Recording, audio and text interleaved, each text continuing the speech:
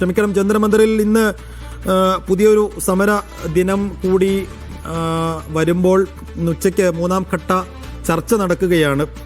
അപ്പോൾ ആ ചർച്ചയിലേക്ക് പോകുന്നതിന് മുന്നോടിയായി നേതാക്കൾ പ്രവർത്തകരുമായി എന്തെല്ലാം ആശയ സംവേദനങ്ങൾ നടത്തുന്നുണ്ടെന്നുള്ളതും പ്രധാനപ്പെട്ടതാണ്.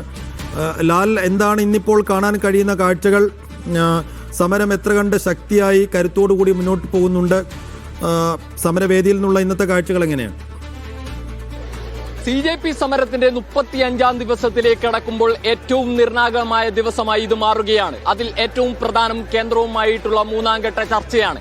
ആ ചർച്ചയിലുണ്ടാകുന്ന തീരുമാനത്തെ ആശ്രയിച്ചായിരിക്കും CJP സമരത്തിന്റെ വരും ദിവസങ്ങൾ കടന്നു പോവുക എന്നതാണ് പ്രധാനം. മാത്രമല്ല, ഈ തീരുമാനം CJP വക്താക്കൾ ഉൾപ്പെടെ ധർമ്മേന്ദ്ര പ്രധാന്റെ രാജി ആവശ്യത്തിൽ ഉറച്ചു നിൽക്കുന്ന ഘട്ടത്തിൽ കേന്ദ്ര സർക്കാർ അത്തരത്തിലൊരു അനുനയത്തിന് ഇതുവരെ തയ്യാറായിട്ടില്ല.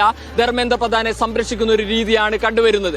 അതിൽ വിട്ടുവീഴ്ചയുണ്ടാകുമോ എന്നതാണ് ഇന്നത്തെ ദിനം ഏറെ കാത്തിരിക്കുന്ന ഒരു തീരുമാനം.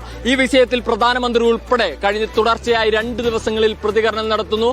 അതിൽ യുവാക്കളെ ഒരുപോലെ അഭിസംബോധന ചെയ്യുമ്പോഴും ധർമ്മേന്ദ്ര പ്രധാനെ പൊതിഞ്ഞു വെക്കുന്ന ഒരു രീതി കാണുന്നു. അത്തരത്തിൽ CJP വക്താക്കൾ തന്നെ എതിരെ പരിഹസിച്ച് രംഗത്തെത്തുന്നു. അത്തരം ഒരു ചുറ്റുപാടിൽ ഇന്നത്തെ ചർച്ച പ്രധാനപ്പെട്ട ഒന്നായി മാറുകയാണ്. ഇന്നും ഈ സമരവേദിയിലേക്ക് 100 കണക്കിന് ആളുകൾ എത്തിക്കൊണ്ടിരിക്കുന്നു.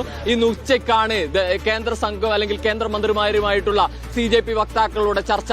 ഇന്നലത്തെ പോലെ തന്നെ സൗരവ് ദാസും അശുതോഷ് റംഗയും തന്നെയായിരിക്കും ഇന്നും ചർച്ചയിൽ പങ്കെടുക്കുക. ഒരു നിഷ്പക്ഷ വേദി വേണമെന്ന ആവശ്യത്തിൽ നിലയുറച്ച CJP വ്യക്തമായും ഇന്നും അങ്ങനെ ഒരു വേദിയിൽ തന്നെയായിരിക്കും ചർച്ച നടത്തുക എന്ന കാര്യം തീർച്ചയാണ്. ആ ചർച്ചയിൽ എടുക്കുന്ന തീരുമാനം ഈ സമരത്തിന്റെ ഭാവിയെ കൂടി നിർണയിക്കും എന്ന് വേണം കാണാൻ. മാത്രമല്ല, അവർ ഉന്നയിച്ച 5 ആവശ്യങ്ങൾ പ്രധാന ആവശ്യങ്ങളാണ്. അതിൽ പരീക്ഷ നടത്തിപ്പുമായി ബന്ധപ്പെട്ട ആവശ്യങ്ങളും നിലനിൽക്കുന്നുണ്ട്. പിന്നീടുള്ളത് ഈ സമരത്തിന് നേരെയുള്ള അതിക്രമങ്ങളുമായി ബന്ധപ്പെട്ട ആവശ്യമാണ്. അത്തരത്തിൽ പ്രധാനപ്പെട്ട 3 ആവശ്യങ്ങൾ ഉൾപ്പെടെ 5 ആവശ്യങ്ങളാണ് കേന്ദ്രത്തിന് മുന്നിൽ ഈ CJP വക്താക്കൾ വെച്ചതെന്ന് ഇന്നലെ കേന്ദ്രമന്ത്രി തന്നെ പറയുകയുണ്ടായി.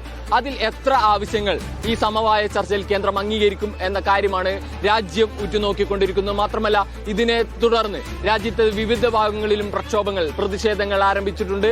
അത്തരത്തിൽ രാജ്യ തലസ്ഥാനം വരും ദിവസങ്ങളിൽ വലിയ പ്രതിഷേധങ്ങൾക്ക് വേദിയാവും എന്ന കാര്യത്തിൽ സംശയമില്ല. കൂടുതൽ പേർ ഇവിടേക്ക് എത്തിക്കൊണ്ടിരിക്കുന്നു. കൂടുതൽ സംഘടനകൾ അവരുടെ പിന്തുണ ഈ സമരവേദിയിലേക്ക് അറിയിച്ചുകൊണ്ട് എത്തുന്നു.